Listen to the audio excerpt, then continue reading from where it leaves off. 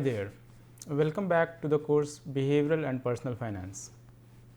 In this course, we have so far discussed the first module on behavioral economics and finance theories and how those behavioral finance theories can influence our financial decision making. As we are progressing towards the second module of the course, that is focusing on personal finance and decision making in personal finance contexts, we will discuss in the beginning the basic theories or the basic concepts of personal finance and how these personal finance concepts can be related to the real money making decisions. In this session, we will touch upon the basic concepts of personal finance and how personal finance goals can be set keeping in mind the individual goals and objectives and certain other factors. Two topics that we will touch upon in this session are how to set personal finance goals and how personal finance planning is designed, and we will also discuss in brief the factors that influence personal financial planning. To begin with, if we want to start the discussion on how personal financial goals are set, basically we will try to understand why personal financial planning is important. As a nation, India has always been the nation of the savers. If we look at the statistics, we understand that about 40% of the young millennials have savings in more than that they earn, and they are one of the biggest savers in the world. If you look at the data, India stands in top 30 countries where people save about 30% of the income that they earn. Basically, in global ranking, India stands in a list of savers nation where people of the country save almost 30% of the GDP of the nation. It indicates that people in India have focused more on savings of their income. If you look at the recent survey done by NCAER, which is National Council for Applied Economic Research, in coordination with Max Life New Insurance, we have seen that almost 60,000 people who have been surveyed in this study, they save 40% of their income as investment.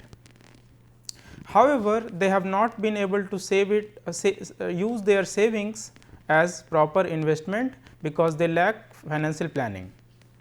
That is where we can conclude or indicate that India is a savers nation, however, we are bad in financial planning, and that is why most of us are always unhappy with our investment and financial planning decisions. If we want to understand how financial planning goals can be set and designed in such a way that the savings that we accumulate over our earning life can be invested properly and used for securing financially beneficial future. There are two major types of financial goals. If we can try to categorize them, one being the time driven goals or time based financial goals, and the second which is objective or need based financial goals. If we understand time driven or time based financial goals, basically they are short term goals versus long term goals. For example, if we have to invest our savings in such a way that we should have sufficient amount of money on our short term goals such as vacation or entertainment or food. If we save our investment for long term, basically we save the money that we have earned and invest that money in long term goals, for example, the retirement or education or maybe children's marriage.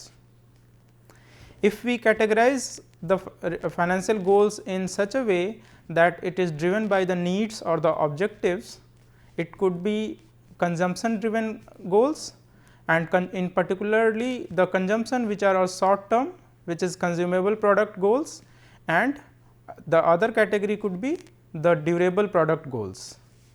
If we are saving and investing the money that we have earned for the goals such as food or other consumable products, basically these are consumable product driven goals, and if we are saving our money in investment such that we are trying to achieve goals of buying a car or a bigger house or any other such long term decisions, they are durable product driven goals.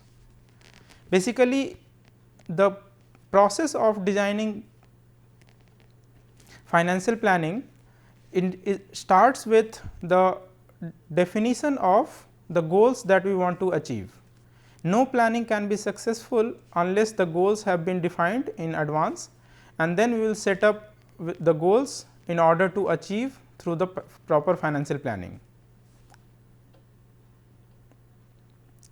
If we want to understand how the financial planning goals are set, we will have to understand what could be the possible areas or possible financial goals that we have to understand and implement. Basically, there are certain issues before we set financial planning goals, and these issues could be taken care of well in advance, so that the goals are achieved in a systematic way. The first thing that is most important in setting up the financial goals is the goals should be realistic. When we are setting up our financial plannings or we are trying to establish the financial goals that we want to achieve, we should make sure that these goals are realistic. For example, if I am a student and I want to set up a financial goal that I will buy a new mobile phone every year, that is not realistic, given that I am a student and I do not have a regular cash flow. So, the goals that we are setting in terms of financial goals should be realistic enough to be achieved. Now, once we have set a goal which are realistic, it should be stated in a very specific and measurable terms. For example, if we are saying that we would save money, this is not a more specific goal, rather we should say that we will save 500 rupees every month as a student, and this will accumulate over a period of our savings and create an asset. So, the goals in terms of financial objectives should be defined in a very measurable and specific terms. Third issue that we have to take care of is the time frame. When we are setting the financial goal, the goal should be specified for a time frame to be achieved, and when we are setting up the financial goal, basically the goal has to be achieved within a particular time, and that is why it should have a specific time frame. For example, if I say that my financial goal is to double my income, saying this much will not be sufficient, because it does not have any specific measurable criteria or it does not have a specific time frame. So, if I say that I will double my income in next 1 year, then it meets both the criteria of specific measurable terms and time frame for the achieving of the financial goal. Next objective that we should keep in mind when we design our financial goals, that it should be indicating the course of action, which implies that if we are setting up a financial goal, we should also keep in mind in a very explicit terms that how we are going to achieve the goal should be clearly defined. For example, if I am a person using a credit card and I set up a financial goal that I will reduce my credit card bills, it should be specified in such a way that I should implement in an action plan that will suggest that I should reduce my expenses or credit card uses. Then only I should be able to reduce the credit card bills. And finally, the most important issue is to exercise self control.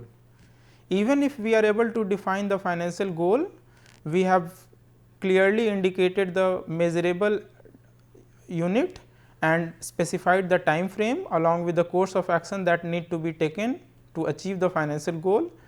If we fail to exercise self control, we should not be able to achieve the financial goal that we have started with.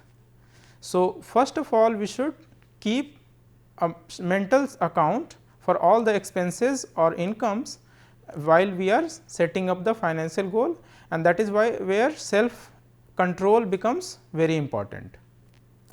These are the issues that we have to keep in mind when we are designing a financial planning goals.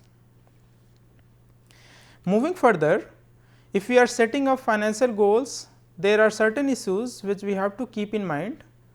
Along with the issues that we have discussed, there could be situations where we will design our financial goal keeping in mind certain objectives. For example, if we are trying to set up a financial goal that states that I will double my income in next 1 year, I should be clearly defining how we are going to achieve that financial goal. So, in that process probably I would like to obtain a suitable career training or professional training or certification that will improve my job prospect, so that my income will be increased and subsequently my savings will be increased and my investment will also be increased accordingly. And then only I should be able to achieve the objective of doubling my income in next 1 year.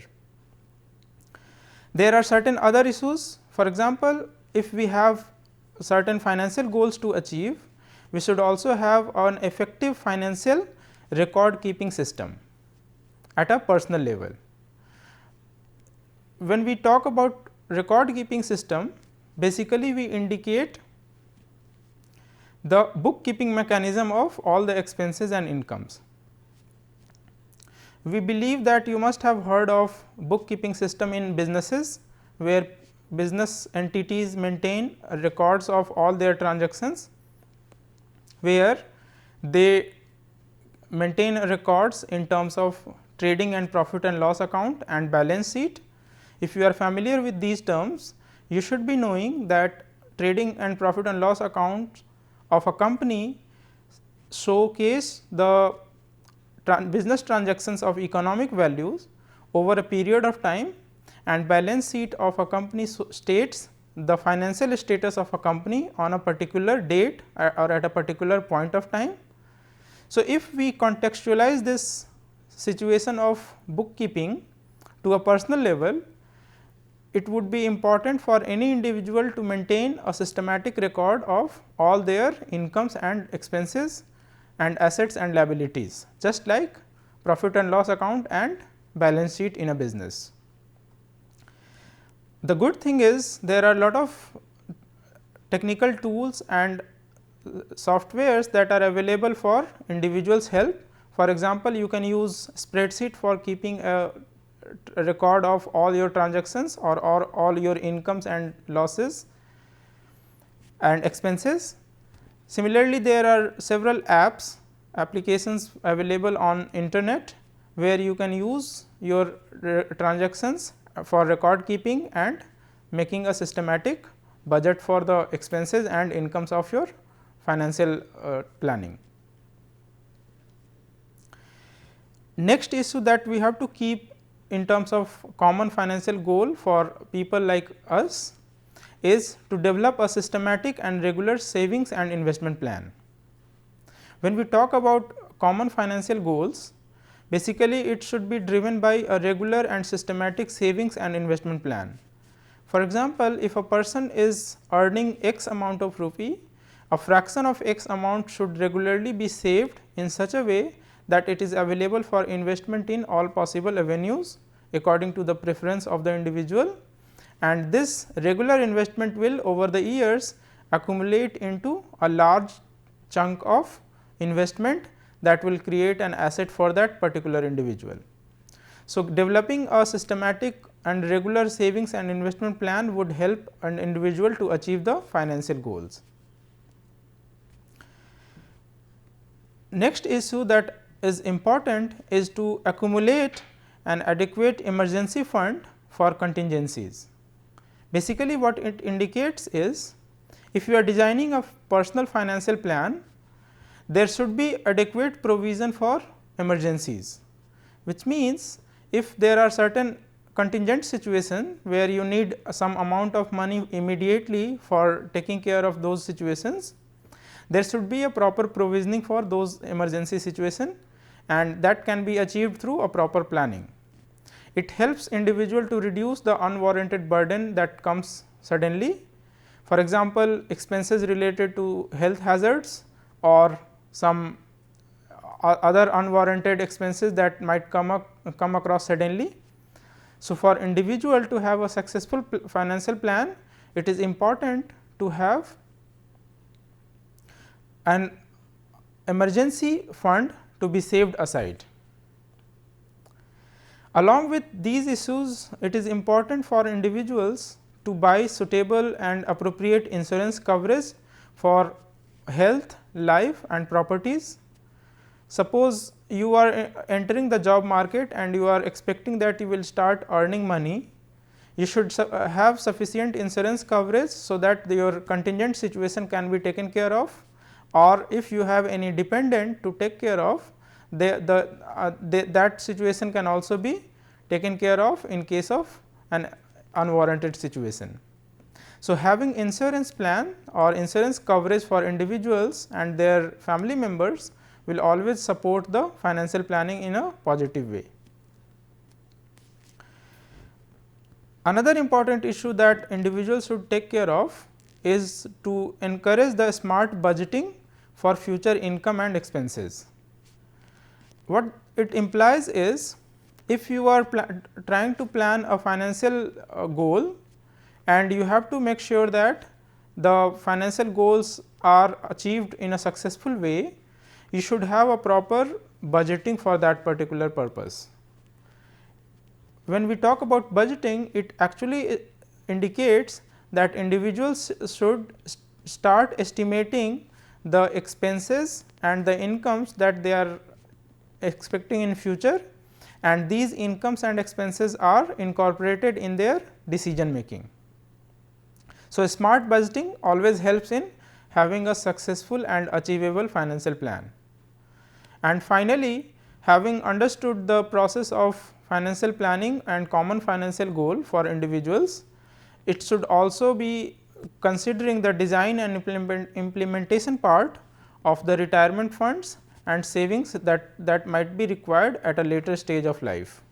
So, for individuals to have a successful financial planning, it is important to have a retirement savings or the financial planning for retirement, so that the fund requirement or the monetary requirement at a later stage of life is well taken care of.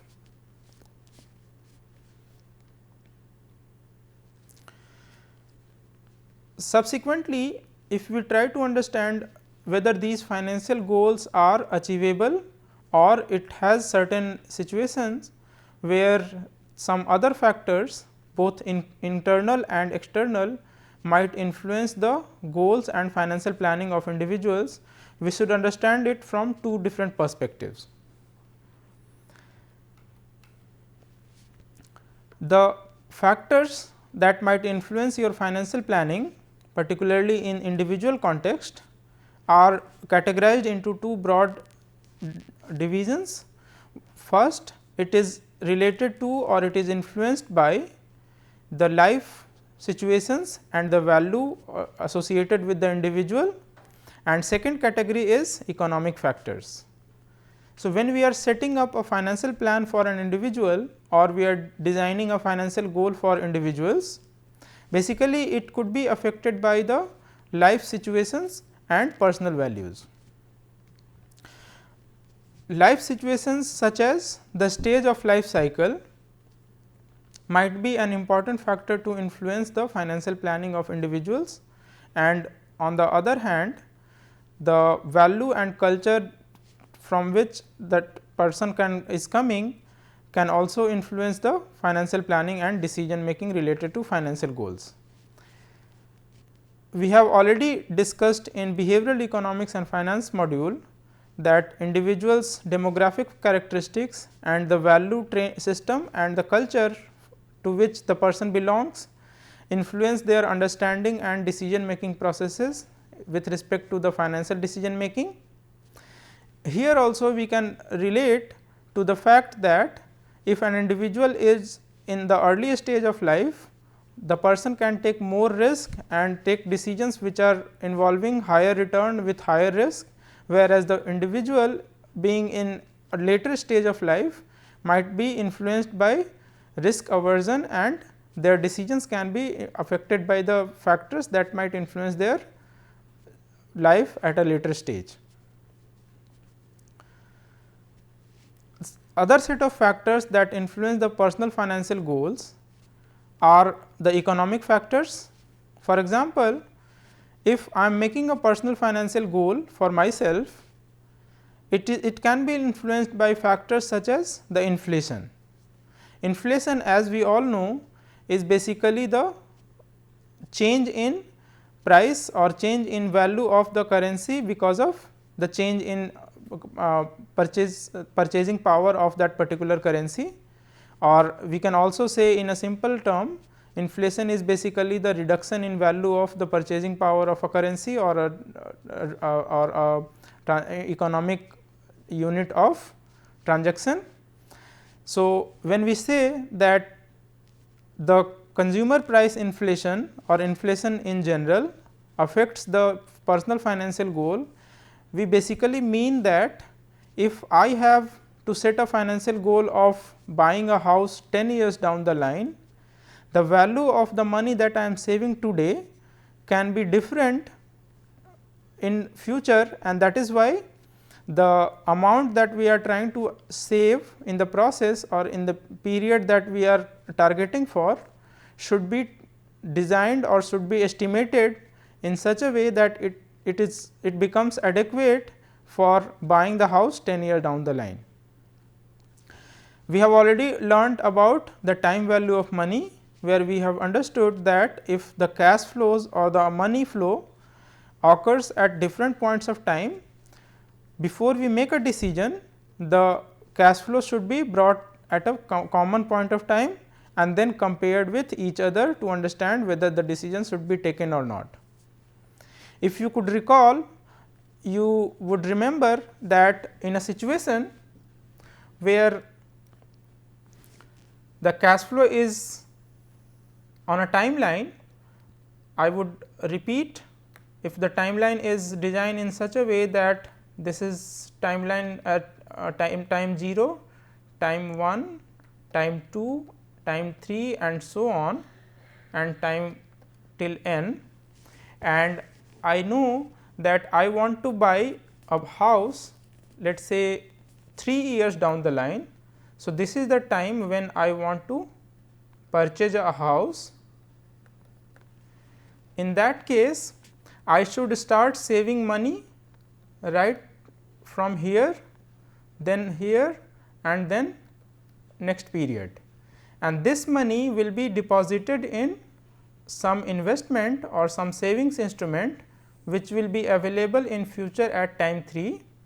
Similarly, if this money is available at time 3 and this money is also available at time 3. So, going by the argument that we had discussed in previous module, we know that if the amount of money is saved and invested is x, then we know that x has to be deposited or invested in an instrument where we would get a return or rate of return r, and the period for which we are investing, that will be used for calculating the value at this point of time. So, this is basically the future value of rupee x that we had invested in the beginning of the period. Similarly, for the next amount of money that we have saved in time 1, this can also be brought to time 3. Similarly, the amount of money that we have saved in time 2 will be brought to the time t 3, and all these money in terms of future value will be used to buy the house that we intend to purchase at this point of time. So, when we talk about consumer inflation or the inflation in general, what we mean is that the value of money that we are saving today might not be sufficient to buy the house 3 years down the line. So, we should have a provision to adjust for this inflation, which means the amount of money that we are saving in year 0, year 1 and year 2, these 3 amounts should be sufficiently estimated to cover the amount of money that we are going to need to buy the house at time 3. Similarly, other factors in terms of economic inputs that might affect our personal financial goals are consumer spending, which basically indicate that how much money are spent by consumers. That also depends on several other factors such as interest rate and money supply. If we understand the basic economic arguments, we know that if the interest rates are changing, that will change the money supply in the system, in the economy of the country, and that is where the consumer spending will also be affected. In a very crude way, we can understand that if interest rate by banks are increased, which means if you save the same amount of money in bank, if you deposit your savings in the bank, you will get higher rate of interest than the previous period, then people will start saving more, because they will save that money and deposit that money in the bank to earn higher rate of interest. If the rate of interest is reduced by the banks, then the people who would want to save their money, they would try to find some alternative, and the money will not be deposited to that extent in banks, rather they would like to spend, and that is where the money supply changes because of the interest rate, and it also influences the consumer spending. Other economic factor is unemployment, which essentially translates into the purchasing power of individuals in the economy or in the market, where if people are employed, gainfully employed, they would be having purchasing power in terms of the money to spend on different goods and services, and that is where their personal financial goals will also be affected. Similarly, GDP growth has an influence on the purchasing power of the individuals living in that economy. There are other factors that might influence the financial goals or personal financial decision making, such as global economic indicators, for example, foreign exchange rates, international trade and other similar factors which might be relevant for decision making in terms of personal financial goals. Having learnt these things, we know that these things can be translated to the factors specific to individuals' needs and objectives. Here we try to highlight 4 categories or 4 classes of personal financial goals. These 4 classes are for different people or people of different age groups. For example, the first situation or the first case is young individuals who are single or rather unmarried, and they are in the age group of let us say 18 to 30. So, personal financial goals for people of this age group or this category can be designed in such a way that it has some component of gaining financial independence and buying a house for tax benefits or other similar assets which will get them some tax benefits and tax advantage, and then also to get some insurance coverage for themselves. If we talk about another category of people, let us say those who are young and married, but do not have any kids, which is popularly known as DINK, dual income, no kids. These people should focus in terms of financial goals on coordinating more insurance coverage for themselves and the family. Their savings and investments should also be directed towards achieving the life goals. For example, they would want to have a bigger house for as the family grows. They should have a better car for commute, and similarly they should also plan for kids and their retirement funds in a long run. If you look at third category of individuals, let us say the people who are young couple and they have kids of teenage, and their age group might be 30 to 40. So, the financial goals that they should achieve should be directed towards having an increased life and health insurance coverage for themselves and family. They should also manage to increase the household expenses, and they should try to use credit available for them in a very smart way, so that the credit does not increase their liabilities in long run. Another objective that they should keep in mind should be developing a savings plan for themselves and their kids in such a way that when the kids grow, their education and other requirement in terms of funding would be met from their savings.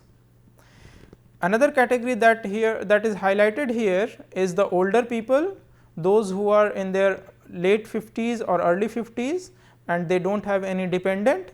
People of this age group should have their financial assets consolidated because they do not have any dependent. They should also make a will, or if they have already made a will, they should review the will and use the revenues and other savings that they have for their life expenses, and they may also consider having a reverse mortgage plan if needed. They should keep in mind the long term living expenses and health coverage for themselves and the family if they have.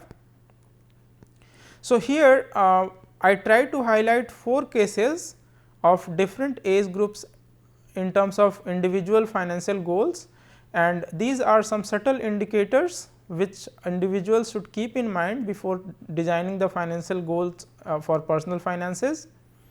Although this list is not exhaustive and it totally depends on the category of the individual and their personal requirement, and these things will be discussed in next session, when we will try to discuss more about how should we design personal financial planning and what are the processes that we should follow when we design a personal financial goals. That is all for now. Thank you.